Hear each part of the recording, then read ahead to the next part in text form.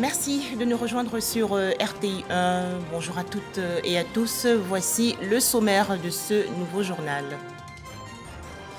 L'Assemblée nationale de Côte d'Ivoire en vacances. Adama Bictogo, le président des parlementaires, a en effet clôturé aujourd'hui la session ordinaire au titre de l'année 2022. Dans son discours, le point sur la diplomatie parlementaire, son élection au perchoir de l'hémicycle et les perspectives pour 2023. La Côte d'Ivoire fortement engagée dans l'autonomisation économique des femmes. Des équipements agricoles ont été offerts aux membres de la Fédération des associations féminines de la sous-préfecture de Sério dans le centre-ouest, un don du ministère de la Solidarité et de la lutte contre la pauvreté. Enfin, en Corée du Sud, la grâce présidentielle accordée à l'ancien dirigeant Lee Myung-bak. En Côte d'Ivoire, donc, fin aujourd'hui de la session ordinaire de l'Assemblée nationale au titre de l'année 2022. Dans son discours, le président des parlementaires ivoiriens a salué l'esprit de famille qui prévaut dans l'hémicycle. Adama Bictogo a également fait le point sur la diplomatie parlementaire et est revenu sur son élection au perchoir. Enfin, pour la nouvelle année 2023, le président des parlementaires a souhaité la consolidation des acquis. Enfin, donc, aujourd'hui, de la session ordinaire de l'Assemblée nationale de Côte d'Ivoire au titre de l'année 2022, voici un extrait du discours de clôture du président des parlementaires, Adama Bictogo. Au cours de cette session que nous clôturons aujourd'hui, l'Assemblée nationale a connu un événement douloureux, notamment le décès de feu l'honorable Amadou Soumaoro, ex-président de notre institution. À la mémoire de cet homme d'engagement, je voudrais humblement nous inviter à rester en prière afin que son âme repose en paix. Mais c'est aussi avec beaucoup de joie que je m'adresse à vous en ce moment solennel de clôture de la session ordinaire de l'année 2022. En effet, cette cérémonie revêt une connotation particulière, en ce sens qu'elle constitue mon premier discours de clôture de session.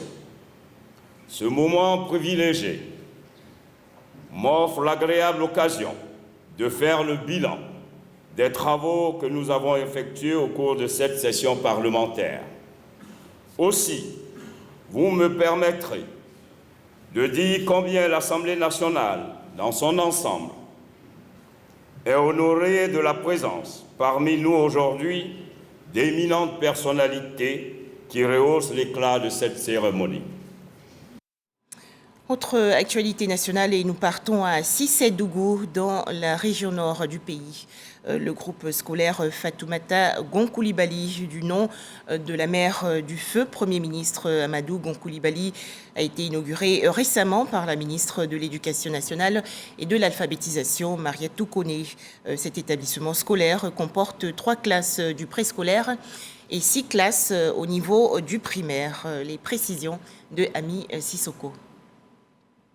Fatoumata Gonkoulibaly, la mère du défunt Premier ministre Amadou Gonkoulibaly, honorée à Cissé-Dougou, à 70 km de Boundiali, dans la Bagoué. Un groupe scolaire qui porte son nom a été inauguré par la ministre de l'Éducation nationale et de l'alphabétisation, Mariatou Koné. Composé de 6 salles de classe du primaire, 3 du préscolaire et d'une cantine scolaire dotée de vivres. L'initiative du groupe scolaire Fatoumata Gonkoulibaly est de l'association Les Amis et Sympathisants de Cissé-Dougou, en collaboration avec les fondations Gonkoulibaly et l'ONACI. Rapprocher l'école des enfants est un vœu du président de la République. Nous essayons, en tant qu'association des Amis et Sympathisants de Cissé-Dougou, d'apporter notre petite contribution à ce projet. L'accès à l'éducation est un droit fondamental. Le vœu du président du conseil d'administration de la fondation l'ONACI est que ce groupe scolaire qui porte le nom de notre maman à tous soit une référence en Côte d'Ivoire. La cérémonie était placée sous le haut patronage du vice-président de la République, Timoko Mélié Koné, qui s'est fait représenter. La marraine du jour, la ministre Mariette Koné, en remettant à l'initiatrice du projet les 2 arrêtés portant régulation d'ouverture et de changement de dénomination d'établissements publics d'enseignement préscolaire et primaire, salue l'initiative et rend hommage à celle dont l'école porte le nom. C'était en présence de plusieurs personnalités et membres de la famille Gon-Coulibaly. Que tous les enfants qui fréquentent le groupe scolaire Fatoumata Gon-Coulibaly soient aussi brillants que son fils Amadou Gon-Coulibaly et tous ses enfants qu'elle a eus. Je voudrais également rendre un hommage à son fils, le Premier ministre Amadou Gon-Coulibaly. Le grand frère Amadou Gon-Coulibaly m'a fait confiance et m'a soutenu aussi bien au sein du gouvernement que dans ma vie politique. Il m'a adoubé pour les municipales 2018 à Boundiali. Le groupe scolaire Fatoumata Gon-Coulibaly est fréquenté par 266 élèves. La cérémonie de son ouverture officielle était couplée avec la pose de la première pierre d'une bibliothèque équipée d'une salle multimédia. Daloa, dans la région centre-ouest du pays. Un partenariat public-privé vient d'être signé. Il s'agit pour l'université Jean-Lauragnon-Guédé de renforcer sa vocation agroforestière et préserver efficacement la biodiversité. Les explications détaillées de Kader Sogodogo de RTI Bouaké. Une signature de partenariat entre professeur Tidou Abiba Sanogo, présidente de l'université Jean-Lauragnon-Guédé, et une multinationale spécialisée dans la transformation du manioc. Biotechnologie alimentaire, gestion des déchets solides et liquides, valorisation énergétique et agricole des produits d'assainissement, la gestion durable de l'environnement en sont les clauses. Une opportunité réelle pour développer le cadre d'apprentissage des étudiants qui pourront montrer leur savoir-faire. Nous y allons pour transformer ces déchets en biogaz. Le résidu, après méthanisation, sera utilisé pour la production agricole, comme engrais, comme biofertilisant. Et le biogaz que nous produisons, nous pouvons aussi le convertir en électricité pour pouvoir alimenter les différentes machines. Jean-Lauragnon-Guédé gagne déjà en expertise, montrer au monde son savoir-faire. Ça, c'est une première chose qui rentre dans nos missions. Et notre mission de service à la communauté nous amène donc à soutenir toutes les industries qui se mettent en place, qu'elles soient des industries éco-citoyennes et qu'elles prennent en compte l'environnement. Les 2 parties ont relevé le caractère gagnant-gagnant de ce partenariat public-privé qui servira à poursuivre aux communautés. Deuxième titre de ce journal, des équipements agricoles offerts récemment aux femmes membres de la Fédération des associations féminines de la sous-préfecture de Sério dans la région centre-ouest. Un don de la ministre de la Solidarité et de la lutte contre la pauvreté, Belmonde Dogo. Objectif, promouvoir l'autonomisation économique des femmes et faciliter leur insertion professionnelle. Le point, Jean Djadji. 4 broyeuses, 4 presseuses, ainsi que des dons numéraires, le tout d'une valeur d'environ 6 millions de francs CFA. C'est le don de la ministre Belmonde Dogo aux 17 associations féminines issues du canton Zikobré. Cultivatrices et commerçantes, ces femmes pourront créer des activités génératrices de revenus et contribuer à l'essor de leur localité. Madame le ministre, notre fédération nourrit de grandes ambitions en rapport avec des activités qui sont les nôtres. Nous voulons, par notre activité, prendre toute notre place dans le développement de notre sous-préfecture. 300 ménages bénéficient déjà du projet philo-socio-productif dans la région du Go. La marraine et élue de la région, Belmonde Dogo, prône la cohésion sociale pour une sous-préfecture de Sério en route pour le développement. Dans votre fédération, 17 associations de toutes les ethnies, il faudrait renforcer vos liens de solidarité dans cette fédération. C'est vrai que souvent, nous les politiques, quand on vient, on tient langage. Lorsqu'on ne prête pas attention, ce langage divise nos populations. Les populations des 6 villages et 200 campements du canton Zikobré ont saisi l'occasion pour rendre hommage au chef de l'État pour les actions de développement dans la région du Gom. Direction à présent Kassikro, dans la région sud-est du pays, où une brigade mobile des douanes est en construction. C'est une initiative du ministère en charge du budget et du portefeuille de l'État. Il s'agit pour ce département ministériel de renforcer la lutte contre la contrebande. Ce fléau, faut-il le préciser, fait perdre d'importantes recettes à l'État ivoirien. Les explications de l'Anciné Bakayoko. Malgré le dispositif de contrôle, les flux de commerce informel, les trafics et la contrebande restent importants au niveau de la frontière ivoiro-ghanéenne côté sud-Comoé. La construction de cette brigade mobile de Kassikro fait donc partie des actions de renforcement des capacités opérationnelles des services douaniers ivoiriens. La pose de la première pierre de la brigade mobile de Kassikro est une fierté pour l'administration des douanes et une juste récompense pour les agents de cette brigade, en ce sens qu'elle marque le début de plusieurs autres chantiers inscrits dans le vaste programme de modernisation de notre administration. La rénovation des bureaux douaniers et surtout la pose de la première pierre des locaux de la brigade mobile des douanes de Kassikro marquent la volonté du gouvernement de ratisser large, surtout en cette période où les besoins de l'État ne font qu'augmenter. Si nous voulons freiner la fraude et la contrebande qui se font de plus en plus ressenties dans cette région, il faut mettre la brigade de douane dans les conditions idoines. Les efforts déployés par le gouvernement ont déjà abouti à la mise en place de scanners dans quelques bureaux frontières. Des équipements qui vont permettre de protéger la chaîne logistique internationale des menaces en tout genre. C'est pourquoi je voudrais demander à mes services de me proposer dans le meilleur délai un mécanisme de réhabilitation périodique de nos bureaux frontières afin qu'elles ne perdent pas l'allure belle qu'on peut en constater aujourd'hui. La brigade des douanes de Kassikro, en cours de construction, occupe un terrain de 4 hectares avec des bureaux et toutes les commodités ainsi qu'une caserne et des magasins.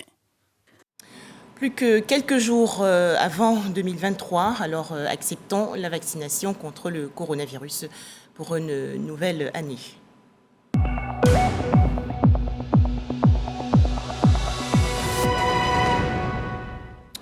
En Côte d'Ivoire, 0 nouveau cas de coronavirus enregistré hier par le ministère de la Santé, de l'Hygiène publique et de la couverture maladie universelle. La Côte d'Ivoire comptabilise donc actuellement 87 937 cas confirmés de coronavirus, 87 087 personnes guéries, 830 décès et 20 cas actifs. Le ministère de la Santé, de l'Hygiène publique et de la couverture maladie universelle invite les populations de plus de 12 ans à se faire vacciner gratuitement contre le coronavirus dans les centres de vaccination. Toujours au chapitre santé, des équipements médicaux d'une valeur de 30 millions de francs CFA offerts récemment à l'hôpital général de Sikensi dans la région sud du pays. À noter des couveuses, des tables chauffantes, des aérosols et autres tensiomètres. C'est un don de Aristide Assalé Kofi. Cet opérateur économique veut ainsi contribuer à l'amélioration de la santé des populations. Pour en parler, Didier Nguessan. Du matériel pour renforcer les capacités opérationnelles du plateau technique de l'hôpital général de Sikensi, département de la région de Lagné-Bitiassa, composé de couveuses, tables chauffantes, concentrateurs d'oxygène, aérosols ou tensiomètres. C'est lot d'équipement d'une valeur de 30 millions de francs CFA, constitue le don de Dr Aristide Assalé Kofi, opérateur économique. Une action qui renforce la politique de santé pour tous dans le département. Étant bien même que je suis dans le privé, je veux montrer à la population de Sikensi que je suis leur fils. Mais je pose l'acte pour montrer vraiment aux yeux de toutes les autorités et de tous les opérateurs économiques vraiment d'aider la population de la Côte d'Ivoire. La population bénéficiaire, les élus locaux et les autorités administratives n'ont pas manqué d'exprimer leur gratitude aux donateurs. Monsieur Assalé Xavier Ilani d'Abangou, qui s'est dit plus ici qu'ainsi, plus Sikansois que les enfants même de Sikensi. Chers frères, merci. Merci vraiment pour ce geste. Représentant le ministre de la Santé, Dr Soro a félicité celui qu'il a nommé le vagabond de la charité de la santé en Côte d'Ivoire. Frère Assalé, je devais vous qualifier autrement, mais le terme qui, à mon sens, convient, c'est véritable vagabond de la charité de la santé à travers toute la Côte d'Ivoire. Au nom de Monsieur le ministre, soyez remerciés. Cette remise de matériels médicaux est à sa 2e édition. Dr Aristide Assalé Kofi entend poursuivre ses actions dans d'autres villes de la Côte d'Ivoire. Dans l'actualité nationale également, cet atelier organisé récemment dans la commune de Cocody par le programme d'appui aux stratégies sociales. Les travaux ont porté sur l'amélioration des soins médicaux dans les formations sanitaires urbaines à base communautaire. Les détails, Patricia Kouakou et Didier Nguessan. Les formations sanitaires urbaines communautaires FSUCOM prennent en charge 80% des patients selon une étude du programme d'appui aux stratégies sociales PASS. Cependant, ces établissements sanitaires font face à de nombreux problèmes de financement, entre autres, qui les handicapent. L'étude a révélé les dysfonctionnements des FSUCOM sur l'organisation des soins, sur les éléments qui doivent permettre d'améliorer la qualité des soins. L'étude s'est également penchée sur la politique du médicament. Comment faire en sorte que les FSUCOM puissent avoir accès à des médicaments de façon continue, des médicaments de qualité, des médicaments essentiels. Donc tous les défis liés à cette accessibilité ont été regardés de près. La FSUCOM de Yopougon-Ouassakara signe un accord avec le PASS. Il porte sur l'amélioration des soins médicaux. En ce qui concerne les médicaments des programmes, c'est-à-dire les médicaments de palu, tuberculose, VIH, HIV, il n'y a pas de problème. Mais les médicaments recouvrables, c'est-à-dire il y a un certain nombre de médicaments que nous devons payer à la PSP pour les mettre à la disposition des patients. Là, il y a des ruptures. Le ministère de la Santé soutient le projet pour une meilleure prise en charge des patients. La couverture maladie universelle et les ESCOM ont pour objectif de faciliter l'accès à des soins de qualité et à coût abordable. La CMU a l'avantage d'élargir la clientèle des ESCOM de la population environnante, c'est-à-dire la communauté, à l'ensemble de la population ivoirienne. Avec 39 structures sanitaires reparties sur l'ensemble du territoire, le PASS veille au bien-être des populations en facilitant l'accès aux soins de santé. Agriculture, une fondation sud-coréenne spécialisée dans l'expertise du développement rural a séjourné récemment en Côte d'Ivoire. Les responsables de cette fondation ont présenté et expliqué des stratégies de développement aux populations de la région centre, notamment Sangoli, Klorambo et Ngata Sakassou. Les explications de Soro Corona de RTI Bouaké. Sangoli, village de la commune de Sakassou, a expérimenté le modèle de développement rural de la Corée du Sud. Pendant 5 ans, la fondation Semaoul a accompagné ce village dans son développement. Plusieurs projets agricoles et d'infrastructures réalisés au profit des populations. Aussi, une formation sur le changement des mentalités pour amener les populations à développer les valeurs du travail d'équipe et de la solidarité. 우리 새마을 사업은 하나의 마을이 발전되는 것이 아니라 Au niveau de Sangoli, il y a eu l'augmentation des revenus des habitants et le changement de mentalité. Et maintenant, ces habitants-là sont prêts à se auto-développer eux-mêmes leur propre village. On peut bénéficier de plusieurs activités génératrices de revenus. Nous avons eu la construction d'une ferme avicole, 2 bâtiments qui peuvent abriter 6 000 poulets. Nous avons eu également la construction d'un moulin. Nous avons eu également l'aménagement de notre site maraîcher 4 hectares. Après le projet pilote à Sangoli, 2 villages du département de Bouaké sont choisis pour bénéficier de l'expertise de la fondation Semaoul en matière de développement rural. Les têtes couronnées, les présidents des jeunes et des femmes de Klorambo et d'Ngata Sakassou ont participé à la cérémonie de présentation du projet. Ces populations attendent beaucoup de l'accompagnement sud-coréen. Tous les projets qu'on a énumérés là sont penchants pour l'agriculture. Nous voulons faire de l'apiculture, le maraîcher, la culture du riz. On a encore demandé à la fondation de nous construire un foyer des jeunes et puis des magasins pour les stockages. Les populations des villages de Kloslambo et d'Ngata Sakassou seront assistées pendant 5 ans par la fondation Semaoul. Le modèle de développement rural de la Corée du Sud a été déjà expérimenté dans les villages de Zata à Yamoussoukro et Sengoli à Sakassou. Comment améliorer l'accès à l'eau pour l'agriculture, l'élevage et le développement de la filière maraîchère? Question au centre d'une rencontre organisée il y a quelques jours par le conseil régional du Gontougo. Les travaux et échanges se sont déroulés à Bondoukou, dans la région nord-est du pays. Le point dans ce reportage de Herman Niamia.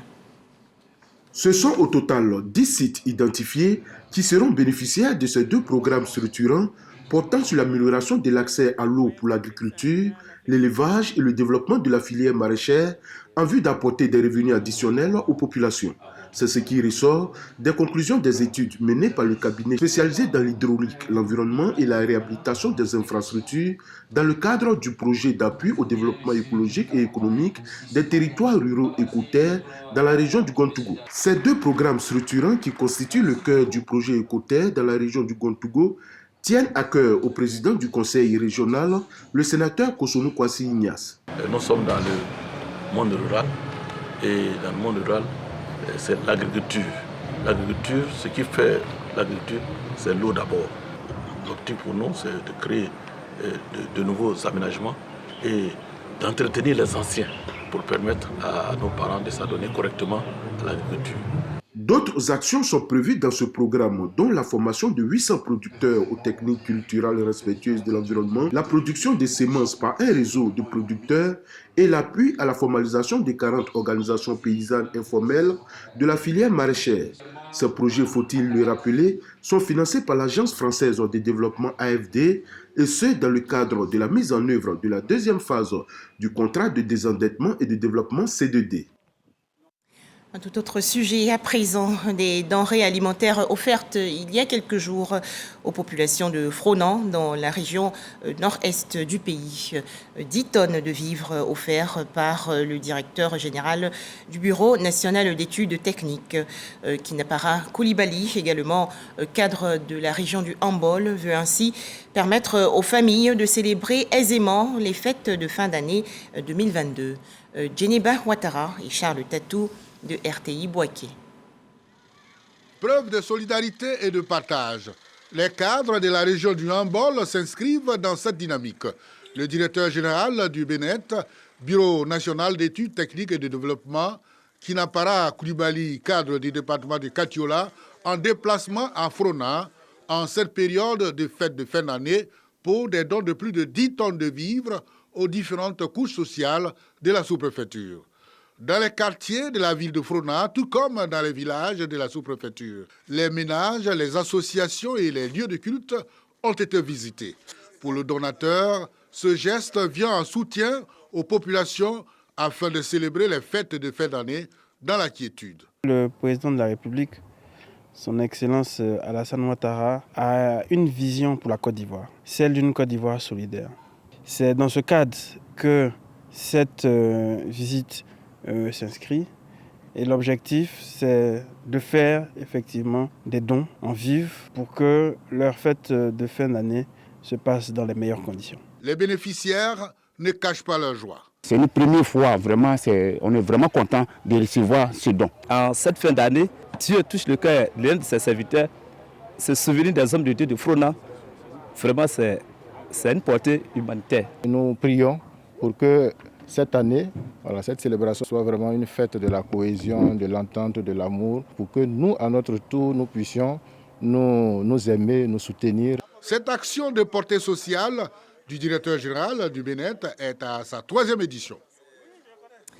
Retour à présent sur la célébration de la Nativité 2022. Un arbre de Noël a été organisé récemment pour les tout-petits de la pouponnière Marie-Thérèse Oufouette-Boigny de la commune d'Adjamé. C'est une initiative du ministère de la Femme, de la Famille et de l'Enfant. Il s'agit pour ce département ministériel de donner de la joie et de la gaieté à ces jeunes enfants orphelins, abandonnés ou en situation de handicap. Pas comme Didi et Jean Djadji. C'est avec des bras chargés de cadeaux que des émissaires du ministère de la Femme, de la Famille et de l'Enfant, en partenariat avec des Chinois résidant en Côte d'Ivoire, rendent visite aux pensionnaires de la pouponnière Marie-Thérèse Oufouette-Boigny d'Adjamé. Ces enfants orphelins, abandonnés, en situation de handicap, sont heureux de voir en leur sein le Père Noël.